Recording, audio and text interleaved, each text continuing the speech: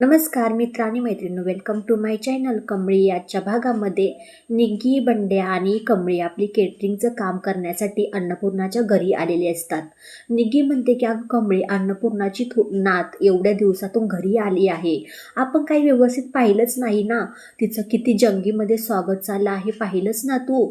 तोपर्यंत कमळी म्हणते हो, ती तर किती लकी आहे तुला माहिती आहे ना, कारण आजी किती वर्षापासून तिची वाट पाहत होता आणि अखेरकार त्यांना त्यांची नात भेटली.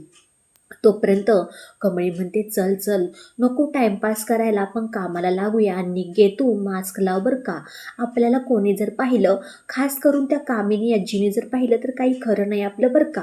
त्या टायमीला आपल्या तोंडावरती मास्क होता म्हणून बरं झालं, नाहीतर त्यांनी खूप मोठा गोंधळ घातला होता. निग्गी म्हणते अगं थांब थांब, मला खूप गुदमरल्यागत होतंय गं, आणि थोडा वेळ असू दे ना असंच. कमळी म्हणते हो ठीक आहे, बरं चल काम कर. आणि हे तिघीजणी काम करत असताना अनिका तिथे येते. अनिका नेमकं त्या निग्गीला पाहते, पटकन ह्या कमळीपाशी येते आणि कमळीचं मास्क ओढते.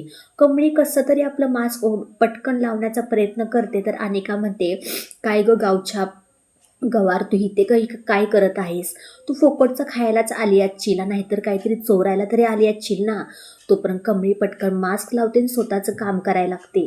तोपर्यंत अनिकाला काही ते आवडत नाही, ती पटकन पाण्याचं जग उचलते आणि तिच्या तोंडावरती पाणी फेकते. हे सगळं चालू असताना निग्गी आणि बंड्या तिथे येतात. म्हणतात की अनिका, तुझं काय चालू आहे हे, आम्ही इथे काम करण्यासाठी आलो आहेत नाही की फोकटचं खायला, नाहीतर नाही असं काही तुला वाटत नाहीये ना, काही चोरायला वगैरे नाहीये.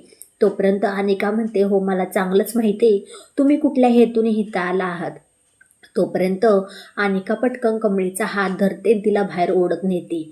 बाहेर ओढत नेल्यानंतर सगळे कमळीकडे पाहतच राहतात की अरे ही कमळी अशा वेशामधून कशी काय. तोपर्यंत अन्नपूर्णाचं लक्ष कमळीकडे जाते. अरे कमळी बाळा, तू ह्या वेशामध्ये काय करत आहेस तू. अनिका म्हणते ती ना काहीतरी चोराई आली आहे ह्या घरामध्ये, म्हणून तर तिने ड्रेस बघ ना किती वेगळे घातले आहेत. अन्नपूर्णा म्हणते अनिका शांत होतो, मी कमळीला विचारत आहे ना. तोपर्यंत कमळीला पटकन टॉवेलनी अन्नपूर्णा म्हणजे पुसते, तिचं अंग ओलं झालेलं असतं, त्या खुर्चीवरती बसवते आणि म्हणते कमळी मला खरं सांग, तू इथे काय करत आहेस. कमळी म्हणते आजी, मी तुम्हाला खरं सांगते, आम्हा तिघाला ना पैशाची खूप गरज होती, म्हणून ते केटरिंग्सवाले सर आहेत ना, त्यांना आम्ही विचारून इथे काम करण्यासाठी आलो आहात, दुसरं काही नाही हो, नाही फुकटचं खायला नाही की काही चोरायला. तोपर्यंत अनिकाला अन्नपूर्णा म्हणते बघ ऐकलंस का, काय खरं आहे, कारण ते तुला सांगितलं होतं ना मी, कारण कमळी इज्जतीने जगण्यातली आहे, तिला कोणाच्याही पुढे हात पसरायला आवडत नाहीत, कारण की तिला पैशाची खरंच गरज असती ना, तिने माझ्याकडे मागितले असते. तुझ्यासारखी नाही आहे ती, खोटे मोठे आरोप आरोप करून काहीतरी करायचं आणि पैसे चोरायचे असं काही करणारच नाहीये ना ती. कामिनी म्हणते अगं वहिनी, ते सगळं जाऊ देल ना, चल आता केक कट करून घेऊया आपण. अन्नपूर्णा म्हणते थांब जराशी, एवढं सगळं झालं आहे ना, थोडासा वेळ काढ, थोडासा कड काढ जराशी. आणि एक गोष्ट मला सगळ्यांना सांगायची आहे, आणि त्याच्यामध्ये मला साथ दिली आहे साईबा आणि ऋषीने. तोपर्यंत कामिनी म्हणते अगं वहिनी, केक कट झाल्यानंतर ना तू सुद्धा सांगू शकतेस ना. अन्नपूर्णा म्हणते नाही, मला आत्ताच सगळ्यांच्या समोर सांगायचं आहे, तू ऐकते नक्की सत्य काय आहे. तोपर्यंत हे सगळं चालू असताना अन्नपूर्णा म्हणते की ऋषी साहेबा पुढे या तुम्ही, आणि सगळं काही सत्य सांगा. ही पोरगी कोण आहे, कुठून आली आहे, कशासाठी आली आहे, कुणी पाठवलंय. तो पण ऋषी म्हणतो की ऋषी त्या खोट्या नातीला म्हणतो की तुला इथे कोणी पाठवलं आहे, खरं खरं सत्य सांग, कारण की आम्हाला माहिती आहे तू कोण आहेस. ज्या आश्रमाचं नाव सांगितलं होतं ना, त्या आश्रमाचे नाव तरी आहे, पण व्यक्ती वेगळी आहे. आम्ही परत तिथे पोलीस स्टेशनमध्ये गेलो. पोलीस स्टेशनमध्ये गेल्यानंतर अगं तुझा सगळं काही सत्य बाहेर आलं आहे, तू हे सगळं पैशासाठी केलं आहेस ना. तोपर्यंत कामिनी आणि रागिनी पुन्हा एकदा तोंडावरती पडतात. कामिनी पटकन तिला गपचूप तोंडावरती हात ठेवून म्हणते की कोणालाही सांगायचं नाही. ऋषी म्हणतो की लवकरात लवकर सांग, नाही तर मी पोलिसांच्या ताब्यात देईन तुला. ती खोटी नात जी आली होती ती घाबरते आणि तिच्या तोंडून काही सुद्धा काढत नाही, फक्त ती कामिनीकडे पाहत राहते. अन्नपूर्णा म्हणते तू मला काही जरी नाही ना सांगितलंस तरी सगळं काही सत्य मला माहीत पडलं आहे, आणि किती जरी तू लपवण्याचा प्रयत्न केला असतास ना तरी आमच्यासमोर यायला काही वेळ लागला नसता. आणि मला माहिती आहे ह्या सगळ्या मागचं कटकारस्थान करणारा एकच व्यक्ती आमच्या घरामध्ये आहे. तोपर्यंत हे सगळं चालू असताना अन्नपूर्णा पुन्हा एकदा त्या पोरीला म्हणते की तू आमच्या घरातून चालती हो. एवढ्या वर्षातून माझ्या नातीची मी वाट पाहत होते.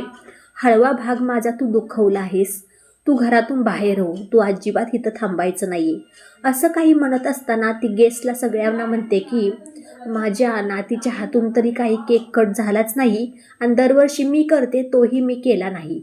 पण सगळ्यांनी जेवल्याशिवाय जायचं नाही. राजन, सगळ्यांना जेवणासाठी घेऊन जा.